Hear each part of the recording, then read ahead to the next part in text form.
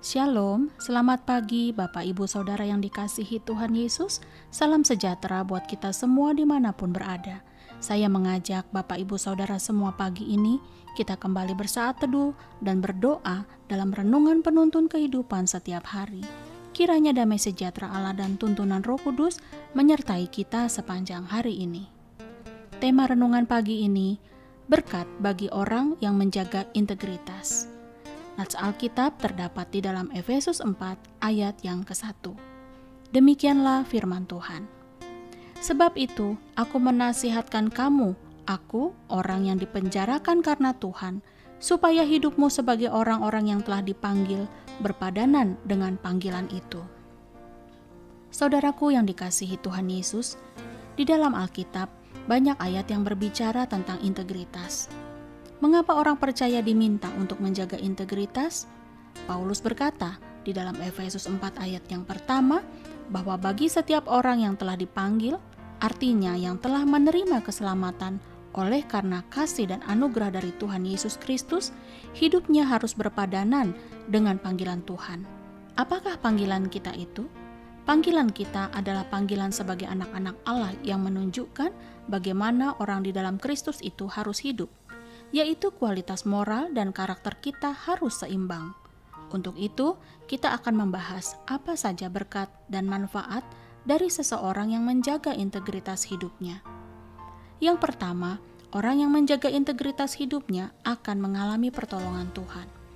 Mazmur 25 ayat 21 berkata, "Ketulusan dan kejujuran kiranya mengawal aku, sebab aku menanti-nantikan Engkau." Saudaraku, mungkin di sekitar kita ada beberapa orang yang berusaha menjatuhkan kita. Tetapi apakah kita mau terus bertahan dalam kebenaran? Daud pernah mengalami cemoohan dan beban yang berat dari musuh-musuhnya. Tetapi Daud terus berharap hanya kepada Tuhan. Dan ia percaya bahwa orang yang tulus dan jujur akan menjaga hidupnya sembari dia menanti pertolongan dari Tuhan. Yang kedua, orang yang menjaga kehidupan berintegritas akan aman hidupnya. Siapa bersih kelakuannya, aman jalannya, tetapi siapa berliku-liku jalannya akan diketahui. Amsal 10 ayat 9. Saudara, orang yang menjaga kehidupannya berintegritas akan aman jalan hidupnya. Kenapa? Karena orang lain akan susah mencari celah untuk menjatuhkannya. Perhatikanlah orang Farisi.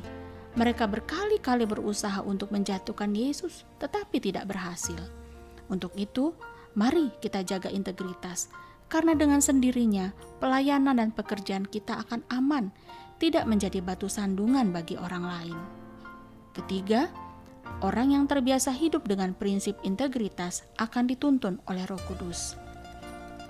Amsal 11 ayat 3 berkata, "Orang yang jujur dipimpin oleh ketulusannya, tetapi pengkhianat dirusak oleh kecurangannya." Saudaraku, orang yang terbiasa hidup dengan integritas akan mendapat tuntunan Roh Kudus.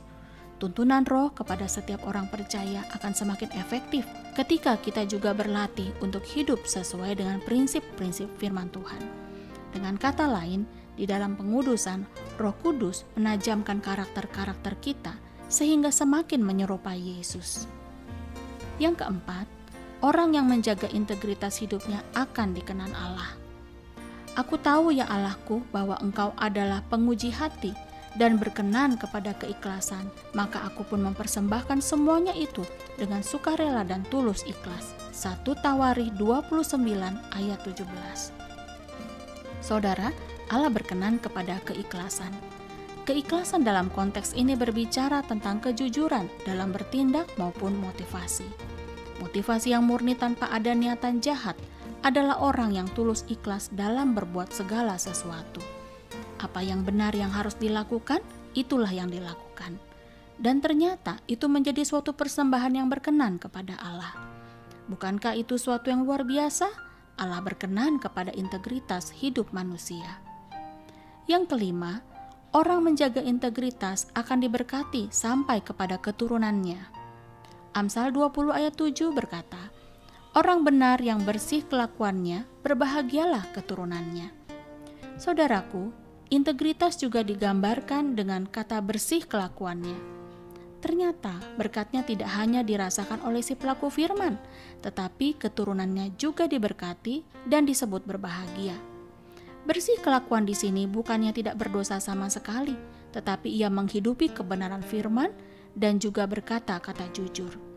Seperti Mazmur 15 ayat 2 berkata, yaitu dia yang berlaku tidak bercela, yang melakukan apa yang adil, dan yang mengatakan kebenaran dengan segenap hatinya. Orang tua yang hidup benar, tentu keturunannya akan diberkati pula atas keteladanan hidup mereka. Yang keenam, Tuhan tidak akan menahan kebaikan bagi orang yang menjaga integritas. Mazmur 24 ayat 4-5 berkata, orang yang bersih tangannya dan murni hatinya, yang tidak menyerahkan dirinya kepada penipuan dan yang tidak bersumpah palsu, dialah yang akan menerima berkat dari Tuhan dan keadilan dari Allah yang menyelamatkan dia. Saudara, orang yang menjaga integritas hidupnya pasti akan diberkati Tuhan, karena ada perkenanan Tuhan ke atas hamba-hambanya yang menjaga hidupnya. Salah satu berkat itu seperti yang dikatakan Mazmur 84 ayat 11, sebab Tuhan Allah adalah matahari dan perisai, kasih dan kemuliaan ia berikan, ia tidak menahan kebaikan dari orang yang hidupnya tidak bercela. Dan yang ketujuh, integritas tidak hanya berbicara soal perbuatan yang kelihatan dari luar, tetapi juga kondisi hati yang murni dan tulus. Jadi Tuhan Yesus berkata begini, bahwa berbahagialah orang yang suci hatinya, karena mereka akan melihat Allah. Matius 5 ayat 8. Orang yang melihat Allah artinya, dengan kacamata iman, kita akan melihat pertolongan Allah, dan tentu pada akhirnya kita juga akan melihat kemuliaannya menjemput kita dalam kedatangannya kali yang kedua. Amin. Mari kita berdoa saudaraku. Tuhan Yesus yang baik, terima kasih buat kebenaran firman-Mu yang mengajar kami agar kami dapat menyaksikan kehidupan yang berpadanan dengan panggilan-Mu. Ampunilah kami Bapa, kalau kami sering gagal dalam kejujuran, gagal menjadi teladan, gagal dalam menunjukkan karakter Kristus. Sadarkan kami untuk kami mau terus dituntun Roh Kudus untuk mengalami pertumbuhan yang efektif sampai kami menerima mahkota kemuliaan. Di dalam nama Tuhan Yesus kami berdoa. Amin. Kiranya berkat yang sempurna dari Allah Bapa, kasih karunia dari Tuhan Yesus Kristus, dan persekutuan yang indah dengan Roh Kudus menyertai kita dari sekarang ini dan sampai selama-lamanya. Maju terus dalam tuntunan Tuhan saudaraku, tetaplah semangat, sampai jumpa esok hari di penuntun kehidupan setiap hari, dan Tuhan Yesus memberkati.